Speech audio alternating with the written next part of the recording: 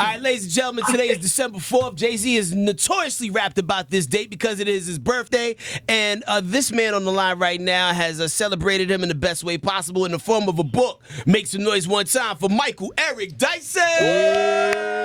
Hey, how y'all doing there this morning? We are great, man. We are great. Congratulations on the book, Jay-Z Made in America. And, and one of the things about you, man, you've always been deeply entrenched within the culture. Even when you speak, man, you could tell that you're definitely one of us, like an ally within the game. So, I think a question on a lot of people's mind, what made you write a book about Jay-Z? Several reasons. First of all, I've been teaching a class on him for about, 10 years. So at Georgetown University. So I wanted to bring all of that insight and hopefully wisdom that I had gleaned over those years, garnered over those years, and share it with the people. And then, he's been in the game now for 30 years when you think about it. One of his first recordings was 30 years ago. And then finally, he's about to turn 50 years old, which is pretty amazing. A guy who is 50 years old, still out here, still hungry, still making relevant rap music, not just nostalgic stuff. Oh, my God, wasn't he cold back 20 years ago? It's great. No. He dropped an album a couple years ago, almost 50 years old when he's, 47, 48? Yeah. 444. So he's like the Tom Brady, the LeBron James of the art form. Facts. And I like to see old people doing great stuff. And I wanted to celebrate Jay-Z's longevity, his genius, his rhetorical sophistication, his political insight, and his embodiment of a hustler from the streets who made it to the suites, who went from the bottom to become a billionaire. That's a remarkable story and one that begged to be told, and I wanted to tell it. When you say beg to be told, Mr. Dyson, this is Jordan checking in. Is this just like an ode to him? Like, did you receive his blessing? Did you and Jay-Z sit down and have a convo, and you told him, yo, I'm going to do this, or this just something that you felt like you wanted to do? That's a great question. It's something I felt like I wanted to do. Of course, the greatest thing he did for me in the process was grant me permission to quote these lyrics at length and liberally. So I didn't have any restrictions there, because usually, you write a book, man, you can only quote a little bit of it, get a little verse out of it, maybe half a bar before you run into copyright issues. Yeah. And so he granted me that permission to do that, man. That was the golden key, because I'm trying to show the world what a genius this guy is rhetorically, and I got to be able to point to the lyrics and be able to explain it, and he permitted me to do so. So I was driven by the fact that I have my own interpretation. I didn't need to interview him. I know what I think. I know what I believe, and I can show it with references to his music, to an analysis of his own, story. That's all I needed, and that's what he granted me, and it's a beautiful result, I think. Right. Okay, y'all, we sitting here with Michael Eric Dyson, and I got a question for you. I see that Yes, you ma'am. got Pharrell involved in the project in the foreword. How did you get him involved? Yeah, that's another great question. Every question this morning is great, man. I need to have y'all in school with me. So, I approached him because, look, I know he had done some great work with Jay. He's seen him from nearly the beginning. He's seen the development and trajectory. He understands, musically what Jay is about. He understands aesthetically and artistically what his vision is, and he comprehends his cultural significance. And, Pharrell in his own right is a force to be reckoned with. Right. And I wanted him to weigh in on a guy he's made tremendous music with. Some of the best music we've had has been made by he and Jay-Z together.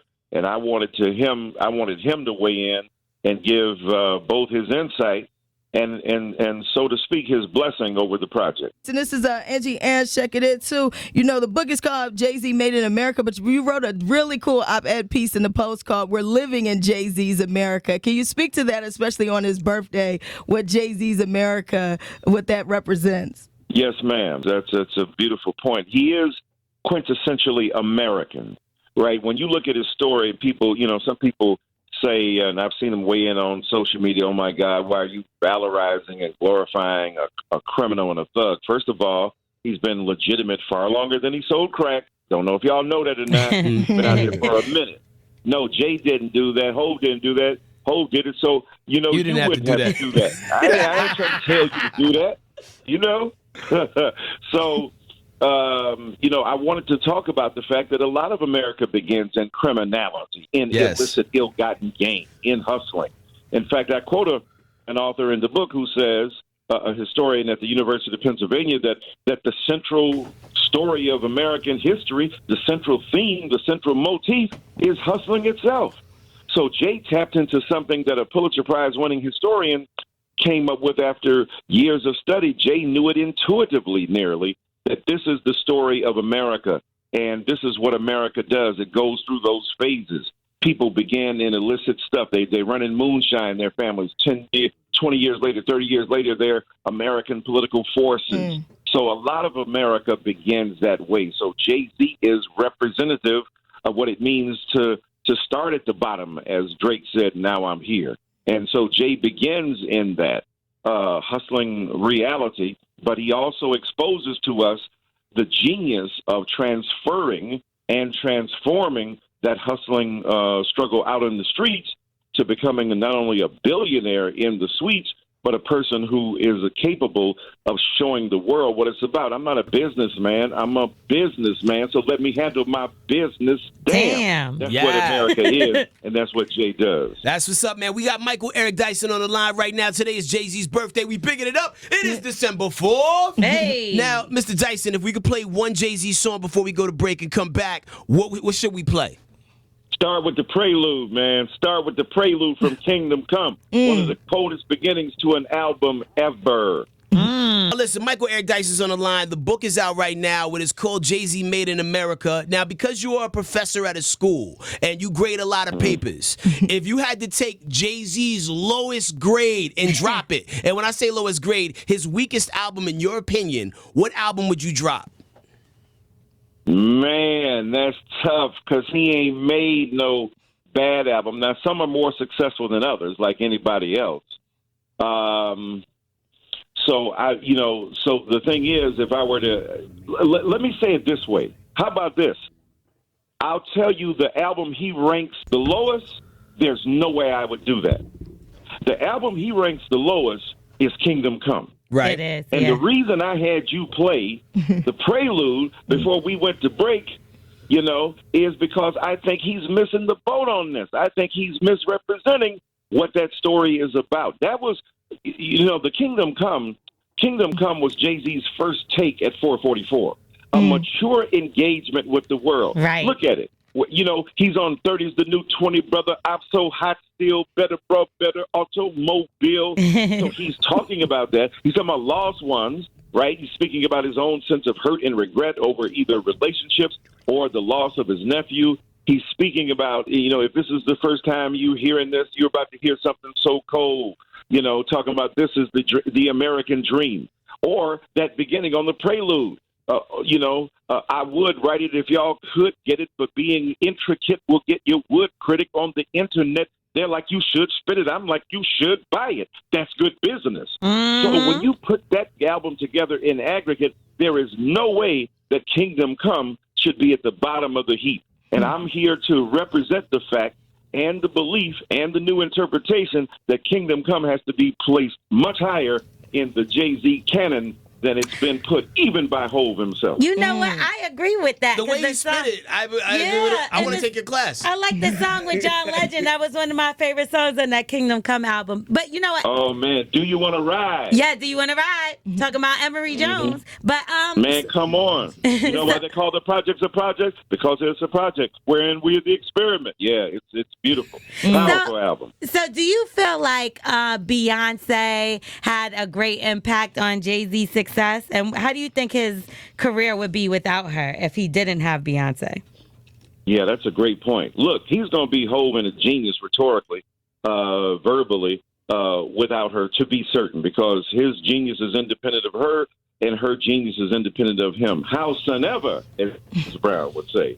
The reality is that them together, what Fabulous said with Neo singing, we're great by ourselves, but we are forced together.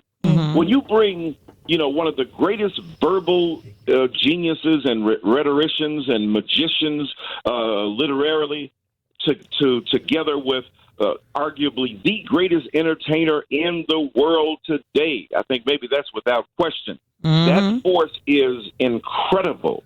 And I think she's impacted, obviously, Jay-Z, the melodies, the drive, the hard work that they both already had, but her inspiring him even further, him also giving her a vision, mature vision of what you can do with your art, how you can leverage it to something even greater, to both economic and political success. I think what they've done together is incredible. And without each other, they would have still been great. But together, it's astonishing. You know, LeBron James is great by himself, and Anthony Davis is great by himself. But when they get on the same team, they might win a chip, another one together because of their presence. And I think their combination, their presence, both as husband and wife, and look, telling that story, what would we have had artistically without Beyonce making Lemonade, and then Jay responding with 444, and then resolving it through Everything Is Love? That's the beauty of the trajectory artistically that they've embodied as a couple who's gone publicly through stuff that people go through privately every day. They were able to share that with the world and give us wisdom in the process. Now, speaking of dynamic duos, I got to ask, you know, a lot of people look at Biggie and Jay together. That was quite the duo. Of course, Biggie was shot, murdered, and he's gone. But do you feel like Jay would be where he is if Biggie were still around? Or can you imagine what that force would have been like with Biggie and Jay still around together? Yeah, that's pretty remarkable. Well, Nas didn't go anywhere. Nas is a verbal genius, and Jay is still Jay with Nas being in the world. I think with Biggie being in the world, you know, Biggie's narrative skills were probably unparalleled, so nobody could touch him. But Jay, even with Biggie, the flow, the cadence, the varieties of cadence, the rhythm. You know, Biggie was a masterful storyteller. You know, niggas bleed just like me. Imagine me being shook, you know. Or back in the days, our parents used to take care of us. Look at them now. They're even blanket scared of us, calling the city for help because they can't maintain. Darn things done changed. Oh, I used to fuss when the landlord dissed us. No heat. Wondered why Christmas missed us. Birthdays was the worst days. Now we sip champagne when we're thirsty. Tremendous. But when you look at Jay, the way in which he conversationally, like we sitting here talking, and he's offering insight and wisdom, the level of literary genius there, the metaphors, the similes, the analogies, what they call enjambment. That's when you got a long line and you try to make it fit into a particular sentence and meter. He's a master of all that. And like Biggie didn't write it down, that oratorical ability comes to bear on the oral tradition where black people are writing with their brains, and that's what each of them did.